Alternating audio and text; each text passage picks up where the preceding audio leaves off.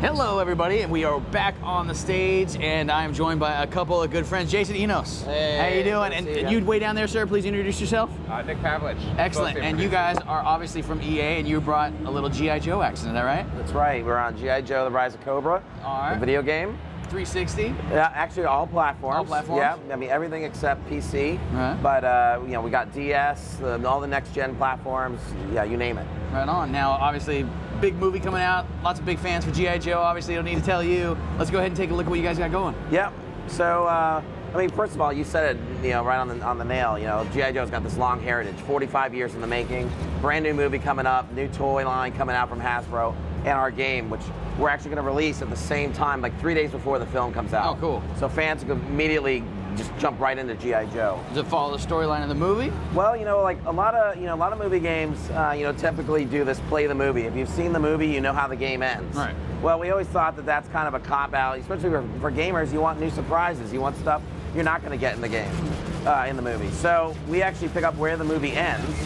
We told a unique storyline exclusive for the game. Oh, cool. But it still ties back into key plot points from the film. But the other benefit is it lets us leverage the larger G.I. Joe universe. So we've got characters, we got vehicles, we have storylines, things that you aren't going to see in the movie, you're only going to get in the game. And just to make sure that people understand what they're seeing here, you guys got co-op play going, correct? Absolutely. So, you know, G.I. Joe, it's never about, you know, one Joe. It's always a team working together. So here, me and Nick are working side by side. I'm playing Snake Eyes on the right. Nick's got Heavy Duty and Command on the left. And, you know, we basically work as a team, blasting away the Cobra regime. And, you know, it's very much run and gun style. If you're a fan of the classic arcade shooters, you know, from yesteryear, this is like going to be right at home for you. But instead, you know, in addition to run and gun, each character is outfitted with what makes them unique. Because every G.I. Joe character is so unique. So, you know, Snake Eyes here can wield his katana blade. Heavy Duty, he's got the big firepower, but he also has, you know, packs a pretty big punch when he does his special attack. Here he unleashes a spray of bullets on his enemies. And, you know, Snake Eyes can do other things like Heavy Duty is a bigger guy, you know, but more stocky. He can't flip over like something like this. So we can take cover, but a ninja, he can vault over and jump. Whereas Heavy Duty, he has to kind of run around. Now, we see these two characters here. Do you play at different characters at different points in the game, or do you pick guys at the beginning and go through with those guys? You want to take that, Nick? Actually, we have 12 playable Joes and 4 Cobras that you get to play as. And what's great about the game, you actually get to assemble your team before you tackle the mission at hand. So I could pick a Heavy.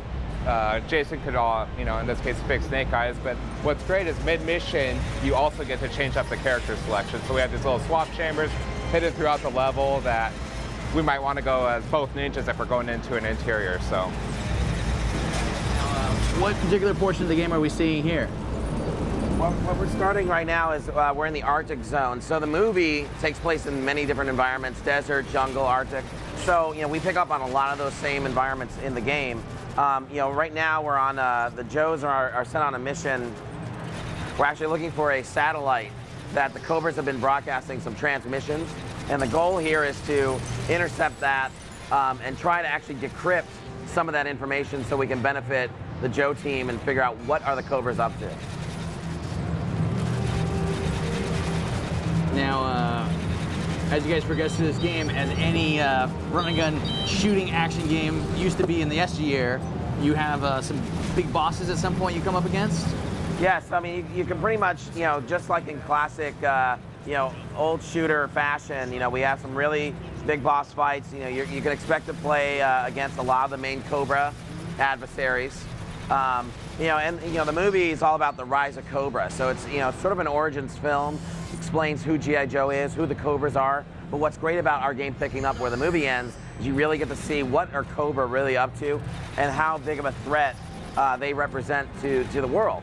And so in the process, yes, you're gonna be taking on some pretty big Cobras. Obviously, the G.I. Joe universe had all kinds of vehicles. Are you guys doing any vehicle action? You want to take that one? Yeah, so, what's great about the game is we're pulling a wide range of vehicles that you were very familiar with in the toy line. For example, we have the Snowcat, which is a little bit slower, more powerful vehicle, as well as the Mobat, which is a lot more nimble tank. So it's a big cross-section of tanks that you'll get to experience in the title. I think one of my favorites in the from the old school cartoons, obviously, I'm not sure if it's in the movie or not, obviously, is the gliders. I can't remember what they call them, the gliders that the Cobra guys would always have. They come flying in. Oh, the Night Raven? Yes. Actually, you're going to see it just in a minute. Oh, fantastic. So we queued that up just like that. Boom. If you want it live at GameSpot, you can get it. Thank you so much. Now, you guys aren't opposed to hearing any of the questions coming from the folks at home, are you? No, absolutely. All Give right, it a shot. let me start throwing your way. All right, I got oh, this is a good one. Harun Murpuri at Santiago, Chile. International. You know we're in hell international. Do we need to watch the movie before playing the game? What happens if we play this game? We haven't seen the movie. Are we going to spoil it for ourselves?